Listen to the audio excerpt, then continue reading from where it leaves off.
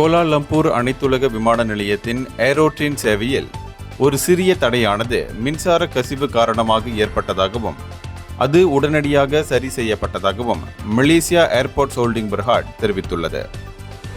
இந்த சிறிய பிரச்சனை ஏற்பட்ட போதிலும் ஜூலை மாதம் ஏரோட்ரின் சேவை மீண்டும் தொடங்கப்பட்டதிலிருந்து அதன் செயல்திறன் வலுவாக உள்ளது.